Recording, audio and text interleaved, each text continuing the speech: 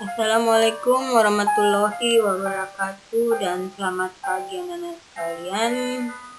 Kembali kita belajar materi IPS. Tapi sebelumnya Ibu ingatkan kembali untuk tetap menjaga kesehatan dengan memperhatikan kebersihan diri dan lingkungan, juga kebersihan sekolah dan rumah, dengan tetap mematuhi protokol kesehatan.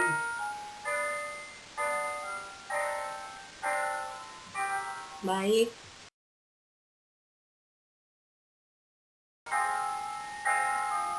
Adapun tujuan pembelajaran kita untuk hari ini ada 3, yaitu 1, mengenai faktor pendorong dan penghambat mobilitas sosial, 2, cara dan saluran mobilitas, dan 3, dampak mobilitas sosial itu sendiri. Kepada Nanda, Ibu meminta untuk memperhatikan dan mendiskusikan, juga dapat menanyakan apa-apa nantinya yang tidak kalian pahami.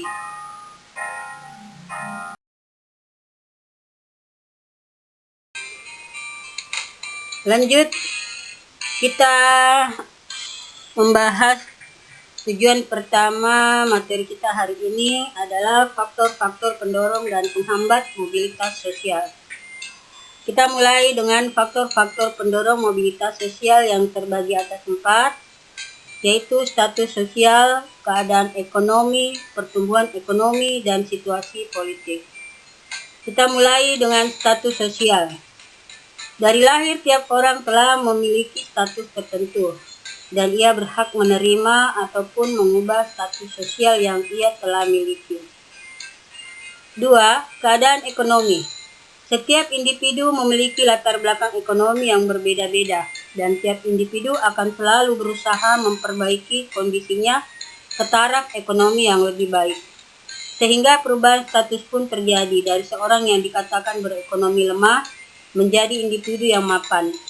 Ditambah pendapat pencapaian gelar status formil di masyarakat seperti pegawai, dokter, pengusaha, dan lain-lain.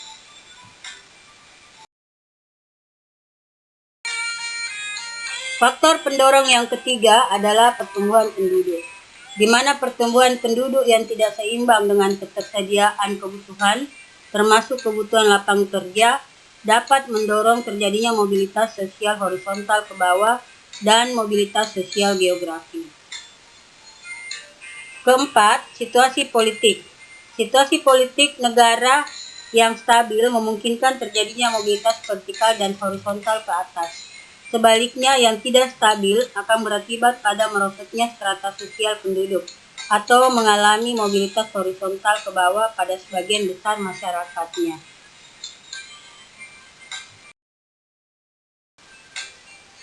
Kita lanjut pada faktor-faktor penghambat mobilitas sosial. Antara lain, 1. Diskriminasi ras dan agama. Perbedaan asal turunan dan suku seseorang dapat menjadi penghambat mobilitas sosial. Akibat peluang kelompok tertentu di berbagai bidang cenderung dibatasi, bahkan tidak diperbolehkan. Dari segi agama, adanya stigma atau anggapan atau keraguan terhadap agama tertentu yang cenderung negatif. Kedua, diskriminasi kelas. Adanya kecenderungan tidak membolehkan kelas masyarakat tertentu tidak mengikuti pendidikan atau tidak dapat menempati posisi di suatu jabatan pemerintah. Contoh kaum prirayi dan pribumi.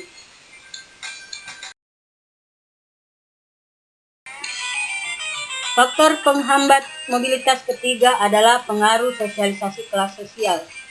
Proses ketika seorang anak belajar berpartisipasi di masyarakat yang bukan kelasnya, di mana ia harus bersosialisasi dengan cukup sulit. Anak-anak ekonomi rendah cenderung mengalami kesulitan mencapai kelas tertentu dikarenakan kekurangberadaan mereka, pola pikir yang telah terbentuk oleh kondisi, nilai-nilai yang telah melekat pada diri mereka, sehingga ketika mereka dapat beradaptasi di lingkungan yang berkelas, istilah mantan kelas rendah tetap mereka sandangi. Keempat, Penghambat keempat adalah kemiskinan. Juga salah satu faktor terhambatnya mobilitas sosial, di mana seorang individu yang terperangkap pada rasa malas, berpasrah, atau menerima kondisi dengan alasan lebih bersyukur, cepat merasa puas atau bersikap pesimis, merasa malu dan cenderung berputus asa, membiarkan kondisi mereka tetap di level yang tidak mau berkembang menjadi penghambat berubah atau meningkatnya status mereka.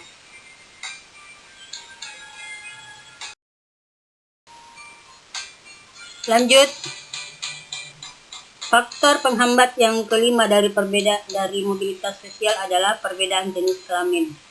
Biasanya di situasi masyarakat dan pekerjaan tertentu ada perbedaan peluang bagi perempuan dan laki-laki, di mana perempuan lebih sulit dalam mendapatkan pekerjaan dan tidak bebas menentukan statusnya, disebabkan karena masih kuatnya tradisi dan kepercayaan. Di samping itu, ada pekerjaan yang tidak bisa dikerjakan oleh wanita sehingga posisi mereka cenderung sulit untuk diakui. Nah, setelah kita mendengarkan pembahasan tujuan pertama mengenai faktor pendorong dan faktor penghambat mobilitas sosial, ceritakanlah pendapat kalian kepada temanmu dan bagaimanakah kalian bisa mengatasi faktor penghambat tersebut.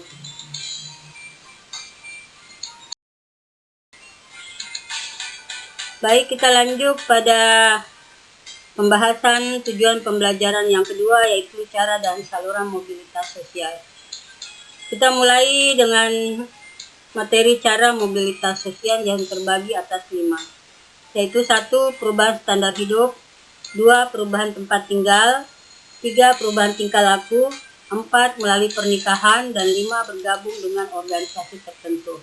Untuk materi ini, Ibu harapkan kalian membuka buku dan mempelajari lebih banyak pada buku kalian.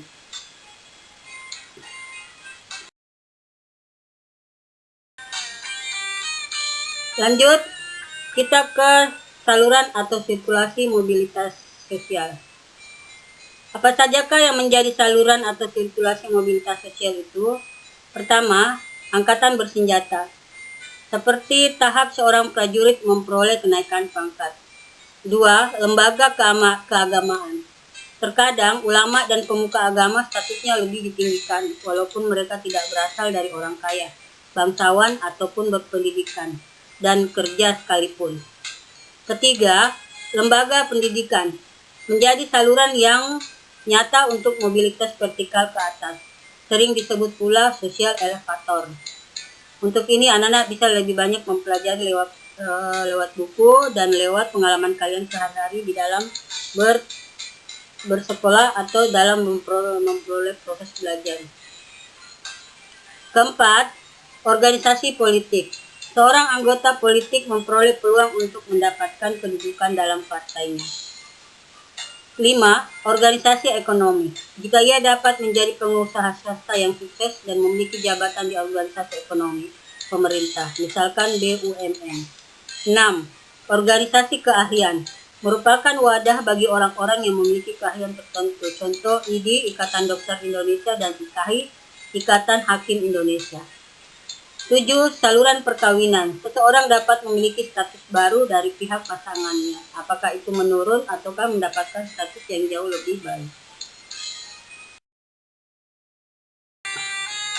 Kita lanjut pada tujuan pembahasan materi yang ketiga, yaitu dampak mobilitas sosial. Terbagi atas 2, yaitu dampak positif dan dampak negatif. Berikut ini kita membahas tentang dampak positif daripada mobilitas sosial, yaitu 1. Kemauan berusaha untuk maju. Merupakan proses mobilitas sosial yang dapat memotivasi cepat terjadinya perubahan status sosial seseorang melalui persaingan kinerja dan keahlian, meningkatkan kualitas sumber daya manusia melalui pendidikan. 2. Mempercepat perubahan sosial. Proses mobilitas sosial dapat mempercepat perubahan sosial seperti Indonesia yang tadinya agraris bisa menjadi masyarakat industri.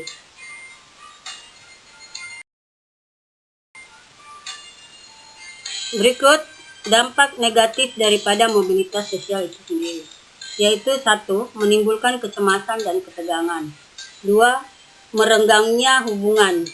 3. Menimbulkan pertentangan atau konflik antar pribadi. 4. Menimbulkan konflik antar kelas. 5. Menimbulkan konflik antar kelompok. 6. Menimbulkan konflik antar generasi.